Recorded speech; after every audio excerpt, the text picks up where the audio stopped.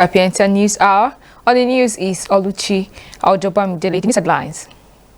President Bola Tinubu has asked Nigerian governors to remain focused on delivering meaningful development to their people despite the criticism of armchair critics.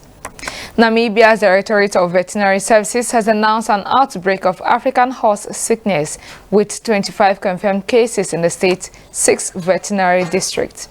The Football Kenya Federation has confirmed the relegation of a Kenyan club, Muhoroni Youth, after world governing body FIFA found the second-tier team guilty of match manipulations. The full details of the news. President Bola Tinubu has asked Nigerian governors to remain focused on delivering meaningful development to their people despite the criticism of armchair critics.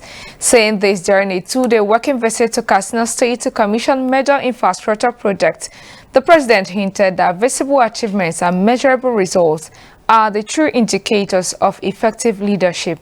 He commended the Katsina State Governor Rada's performance across key sectors, including agriculture, healthcare, education, infrastructure, noting that significant progress had been made in less than 2 years.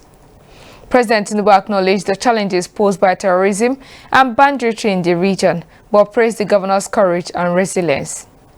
Tinubu noted that hunger and poverty remain the most pressing threats to national peace and stability, affirming his administration's commitment to food security and agricultural empowerment.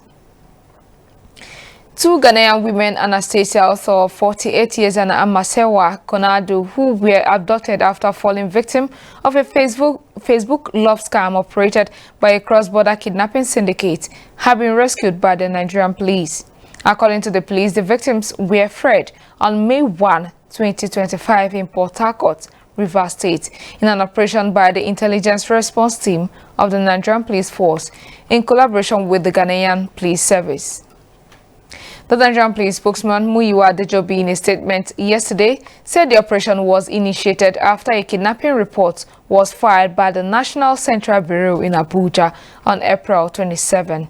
Dejobi said investigations revealed that author was lured from Ghana through a romance scam orchestrated via Facebook, which ultimately led to her abduction.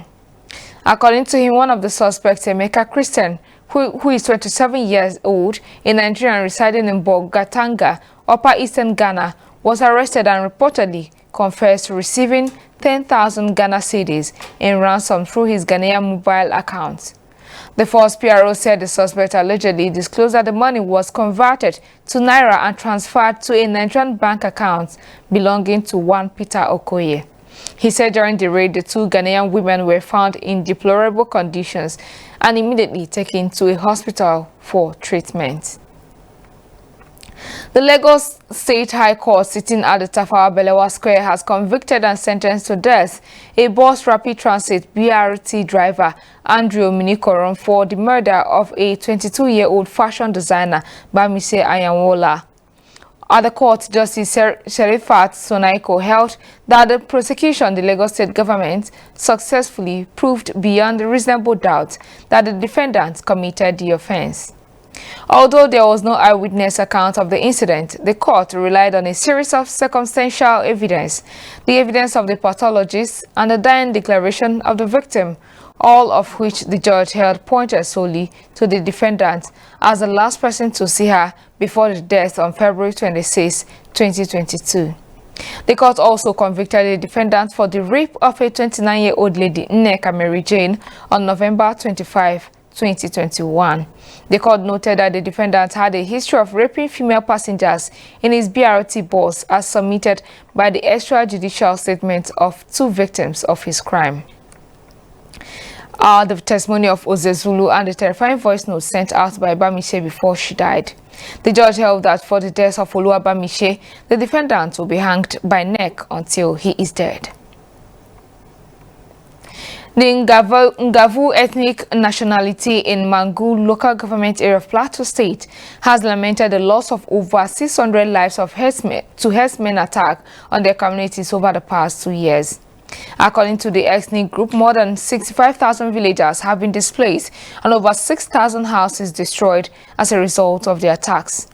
The national president of the Ngavu Youth Movement, Kesmang Yusuf, who stated this on Friday, said the community has been at the epicenter of the recent terrorist attacks that have ravaged several parts of the state. Yusuf condemned the atrocities committed by the armed men against the nation, calling for unity among all tribes in the state against their common enemy. Also, the movement raised concerns about a planned attack by gunmen, citing recent accusations by some Fulani individuals precursor to further violence. The group urged the government to take concrete actions to empower them to protect their people and land from terrorists, including providing security, investigating incidents, and prosecuting those responsible. Federal government has approved the award of bachelor's degree program for the federal colleges of education in the country. This follows the implementation of dual mandate policy across all federal colleges of education after the enactment of the Federal Colleges of Education Act 2023. In a statement by the Director of Press, Federal Ministry of Education Fola Boriowo on Friday, the act, which was signed into law by President Bola Tinubu, empowers the colleges of education to currently award the Nigerian Certificate in Education and bachelor's degrees in education. Boriowo said the Minister of Education, Dr. Tunji Alausa, described the implementation as a bold and progressive step, adding that the initiative empowers institutions, broadens access, and enhances the quality of classroom instruction across Nigeria. Alausa emphasized the policy's impact, noting that offering degrees within federal colleges of education equips educators with higher competencies to meet the evolving demands of education sector. In Enugu State, gunmen suspected to be armed robbers have killed 2 policemen at a checkpoint in Abogugu along the Enugu-Ozala-Port Harcourt Old Road in Enugu State. The incident, which happened on Thursday evening, also resulted in the burning of 2 operational vehicles of the police. The affected police officers, whose bodies has been deposited at the University of Nigerian Teaching Hospital, UNTH Enugu, were identified as the Divisional Crime Officer and another officer popularly known as Big. An eyewitness said the hoodlums who arrived at the checkpoint in a tinted glass Toyota Camry also set ablaze 2 vehicles, a patrol van and a Sienna that the police officers were using for the operation. The State Police Public Relations Officer Daniel Nduko could not be reached for a statement on the incident. The House of Representatives Committee on Public Petitions have summoned Governor Hyacinth Alia of Benue State and Governor Dauda Lawa of Zamfara State, as well as their respective state assemblies, to appear before it on Thursday, May 8. The summons was contained in a statement issued by the head of media, House Committee on Public Petitions, Chuks Oko, on Friday. According to Oko, the summons was due to a petition written by a civil rights organization, Guidance of Democracy and Rule of Law, urging the House to take over the functions of the 2 houses of assembly. The summons, personally signed by the committee chairman Mike Etaba, noted that the invited parties were already aware of the facts of the case. He said the parties have a wonderful opportunity to state their cases clearly so that Nigerians can know what is going on, as anarchy would never be given any space in the polity. Nigeria's First Lady Oluremi Tinubu has distributed essential business equipment to 500 underprivileged women in Rivers State. The initiative, aimed at enhancing livelihoods and fostering national development, was carried out by the Renewed Hope Initiative in partnership with the Office of the Senior Special Assistant to the President on Sustainable Development Goals, SDGs. Mrs. Tinubu, represented by the wife of the Rivers State Administrator, Dr. Teresa Ibas, stated that the initiative is part of a broader national program targeting 18,500 women across Nigeria's 6 geopolitical zones. According to her, these tools are designed to help the women establish and grow successful businesses, contributing to the nation's prosperity. In her remarks, Senior Special Assistant to the President on SDGs, Princess Adejoke Orelope, emphasized the need for women to engage in productive ventures and current economic challenges. She stated that the program is designed to drive inclusive growth through strategic partnerships while addressing poverty and hunger.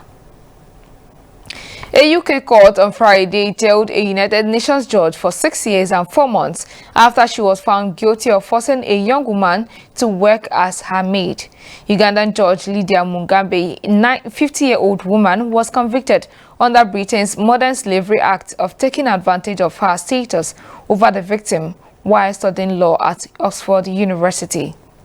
The jury found Mugambe guilty of conspiring to break UK immigration law, facilitating travel with a view to exploitation, forcing someone to work, and conspiracy to intimidate the witness.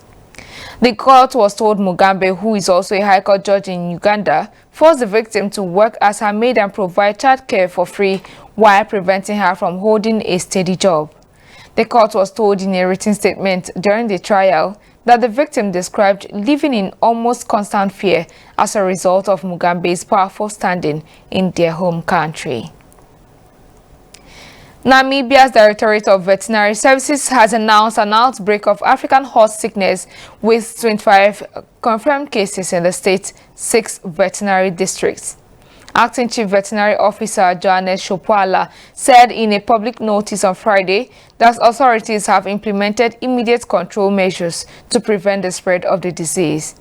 According to him, the measures include requiring veterinary permits and full vaccination for animals entering or leaving the affected areas, advising owners to vaccinate the animals, quarantining affected areas, recommending night stabling and the use of insect repellents, discouraging horse racing and endurance events, banning imports from infected countries, and reminding the public of existing movement permit requirements.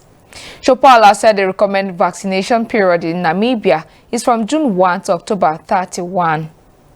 African horse sickness is described as a non-contagious viral disease transmitted by midges that affects horses, donkeys, zebras, and other species. Common signs of the disease include fever, difficulty breathing, coughing, sweating, and frothy discharge from the nostril. The mortality rates can be as high as 70%. Now to the world of sports.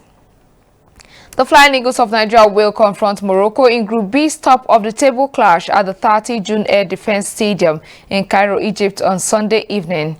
Awal Ibrahim's 37-minute strike snatched the maximum point against the Tunisians on Thursday, but Morocco then upstaged a very good Kenyan side 3-2 in the day's second match to move to the top of the table on goals difference.